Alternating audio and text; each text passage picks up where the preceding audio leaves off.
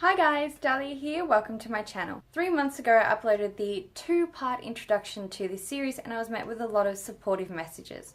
Thank you to everyone who liked, commented and messaged me, I really appreciate it. I'm so glad that you guys are excited for this topic. Today we are talking about ecology. Ecology is one of the first factors that you want to consider when you're building your world from the outside in. And there are 4 subcategories generally. They are weather, topography, flora and fauna. I wanted to include solar systems as well, but as I have no experience, I'm going to leave that to Artifaxian.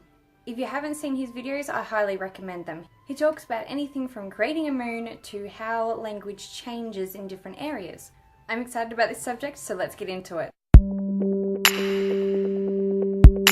If your characters travel, hunt, heal, or experience the weather in any form, this means that they have experienced the ecology of your world. In Sarah J. Maas's A Court of Thorn and Roses, they tend to experience a lot of the terrain as they travel through it. Yet the flora and fauna aren't particularly relevant because they don't necessarily need plants to heal themselves because the Fae tend to heal themselves.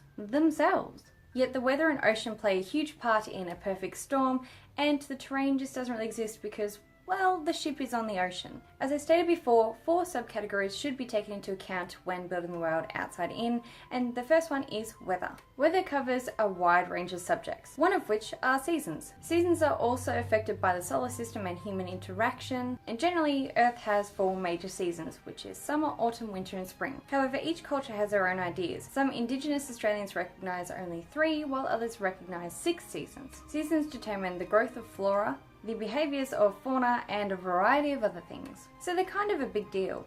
How many seasons does your world have, and what are they? What impact do they have on the world and everything inhabiting it? Floods have caused waterways to exist where there were none before. Bushfires have ravaged towns, but yet they've created fertile land. And volcanoes have practically destroyed everything in their path. What has the weather done to your terrain? Has it played a role in human settling? No one really wants to live in a place that's way too cold all the time or way too dark all the time. I mean, unless they're kind of born there and grow up there, generally people don't want to settle there because it is not a viable option for sustenance. Cultures have many tales of how their weather is controlled. Some think of it as gods, or others sacrifice or do rain dances in order to get the weather to do what they want. Or it could merely be the solar system and the Earth's rotation, as it is with our planet. The weather affects humans, plant life, animals, and so much more. This determines the way that the land has formed and what inhabits certain areas. Number 2 is topography. No, I did not say typography, I said topography. Once the weather-affected terrain has been decided, it is time to move on to other land formations. Oceans separate countries, so now is as good a time as any to figure out the countries of your world. Oceans begin and end in very vague places at times, so this might also be the case, or perhaps your humans have an actual coordinate towards where your oceans start and end. Generally, oceans become rivers or lakes that trail through the land. Some even cut paths through mountains, and others cause underground caves. How are they trailed in your world? If you're writing a science fiction novels, lakes might not even exist. Maybe they don't even need water. They might survive with this metallic compound because they're so far in the future that water is just like an old tradition. Nobody uses water anymore. But if your world does use water, you need to consider where they're going to get the water from. A place without much water is a desert. This is not to say that water is absent, but it very well could be in your world. Perhaps this is a plot point for your story. Deserts are normally very hot and dry during the daytime, but rapidly fall to freezing temperatures during the night. They might also have rivers some months, but they might dry out in the hotter months like the Nile. Other landforms to consider are fields or hills, uninhabitable land, and also man-made formations, like the Hoover Dam or such pine plantations. Number 3 is flora. According to Google's dictionary, flora is the plant life in a particular region, habitat, or geological period. This means that plant life throughout history of your world is also relevant. They paved the way for the plant life existing today. If you have a prologue set in the past, you might want to consider how plant life has changed. Hundreds of years can make a huge difference. Consider native plants that have grown in the world for centuries. Emu bush is prominent in a lot of parts of Australia and considered by the Indigenous Australians as pretty much their go-to medicine for anything. Plants like this have grown for many years and hopefully will continue long into the future. But this doesn't mean all plants are native. Many have been imported. When other countries settled places like Australia or the Americas, they brought over their own plants because they knew that they could heal themselves with them, or they could provide food for them, or grow into big trees so that they could use them as lumber. But importing a plant is not the only way to shift growth. Seeds travel wide distances due to animals and human travel and generally sometimes just the wind. Perhaps a flower that grows only in the mountains is found in fields in your story. Consider plant life that heals ailments and sustains humans or animals and creates lumber for building. If someone wants to build a house, they're better off not using softwoods. Hardwoods last longer and also they provide more insulation. But if they want to create a fire so that they can stay warm and cook, they might prefer the softer woods because it's easier to cut and also burns better half the time. Plant life grows in many regions. It is very rare to see a place that doesn't contain any plant life.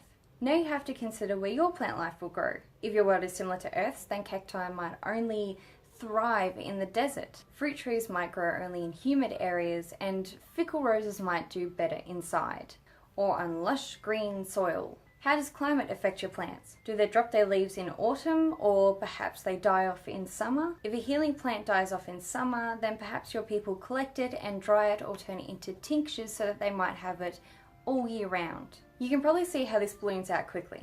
Finally, we reach number 4, and that is fauna. Just as with plant life, native animals are also very important to consider. Due to consumer demands and over-farming, we no longer really have wild cows. But they did once roam a fair chunk of the world. While much of the earth consumes the meat of the cow, the Hindus prefer to worship them. Today we thank the dung beetle for keeping the poop on the earth to a manageable level, but the ancient Egyptians revered them as gods. We'll go more into depth about human and animal alliances in another video, but it is very important to consider. Where there is land, there is imported animals. Whether or not they thrive is another story. While foxes are abundant in Australia, they aren't always healthy.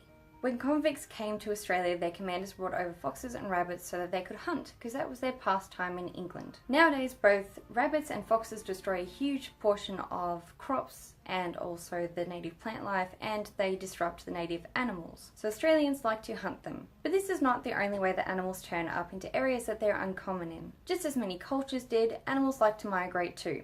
Whether they're looking for the sun or they're looking for somewhere cooler, perhaps other animals, or maybe even just some water. Many animals travel from the top of the country to the bottom of the country, and birds like to fly from country to country. This is their pattern, and it's necessary in your world, but it's not necessary to your story half the time.